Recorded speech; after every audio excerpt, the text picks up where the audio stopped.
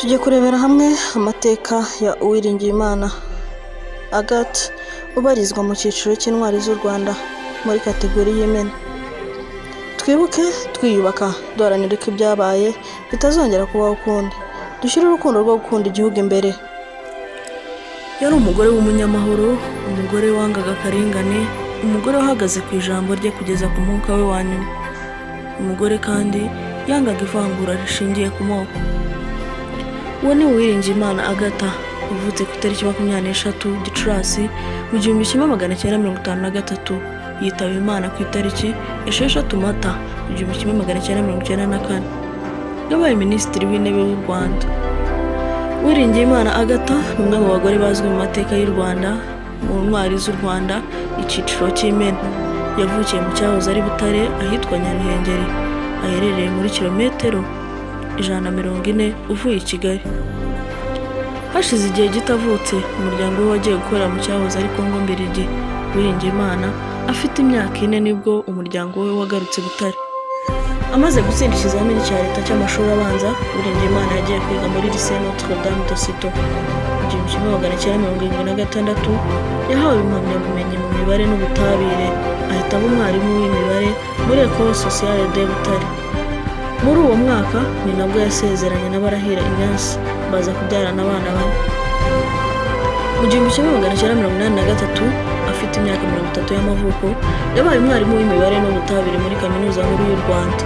Mu 1986 yashinze koperative yo kuzigama no kuguriza mu bayobozi n'abarimu bagenzi be bo mu ishuri rya Butare. Ibi bikaba byaramuteye gushimwa n'abayobozi bakuru b'igihugu, maze yoherezwa gukora muri Minisiteri y'Ubucuruzi mu 1989. Mu 1992 yinjiye mu ishyaka riharanira demokarasi ariryo MDR ritavugaga rumwe na leta. Nyuma y'amezi 4 yahise agirwa Minisitiri w'Uburezi na Dr Nsengiyaremye Dismas wari Minisitiri w'Intebe nyuma y'imishyikirano hagati ya Perezida Habyarimana Juvenal n'amashyaka 5 ataravugaga rumwe na leta. Ariko ubuyobozi bwa Minisiteri w'Uburezi yakuyeho politiki y'iringaniza rishingiye ku moko mu mashuri. Ibi bikaba byaratumye yangwa na benshi mu bayobozi bari bafite ingengabitekerezo y'amacakubiri. Ku itariki 17 Nyakanga 1993, nyuma y'inama hagati ya Perezida Habyarimana n'amashyaka ataravugaga rumwe na leta, Uwiringiyimana Agathe yabaye Minisitiri w'Intebe wa mbere w'umugore, asimbuye Dr Nsengiyaremye wari waramugize Minisitiri w'Uburezi. Kugirwa Minisitiri w'Intebe kwa Dr Nsengiyaremye na Perezida Habyarimana ntibyigeze bishimirwa n'andi mashyaka, bitewe n'uko Uwiringiyimana atari afite imbaraga nk'abandi bakandida. Byahaga icyizere Perezida ko azashobora guca icyuho mu mashyaka atavuga rumwe nabo. Ku munsi wo kugirwa Minisitiri w'Intebe kwa Uwiringiyimana, Dr Nsengiyaremye yahise amuvana mu ishyaka rya MDR.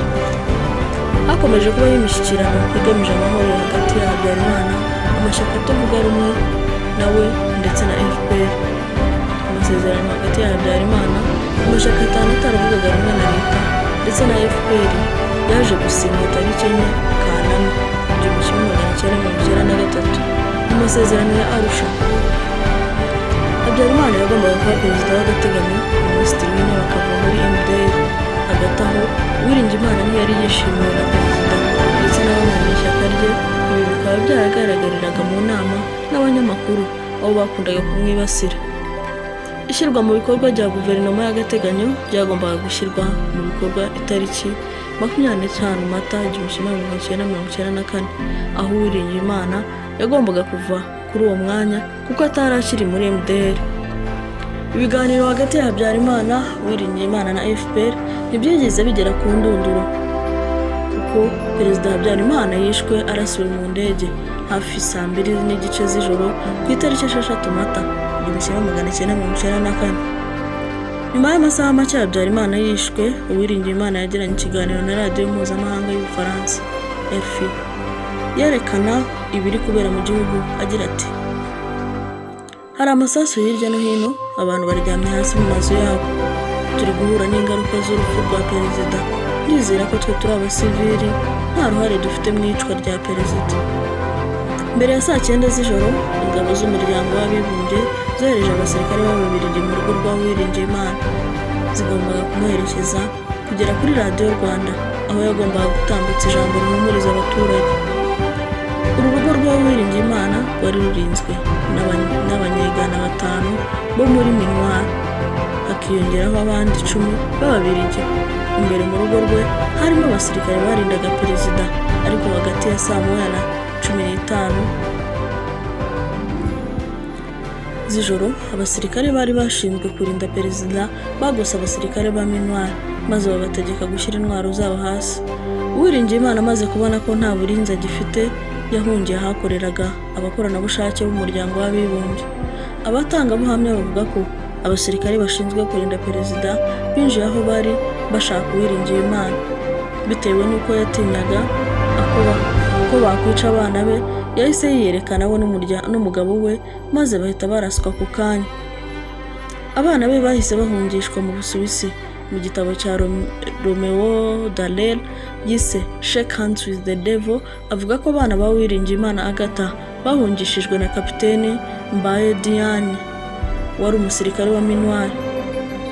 Majoro Niyuhaga Bernard yashinzwe n'urukiko mpuzamahanga mpanabyaha rwashyiriweho u Rwanda rwa Arusha ko ari we wishe Uwiringiyimana Agatha n'abasirikare 10 b'umuryango w'abibumbye.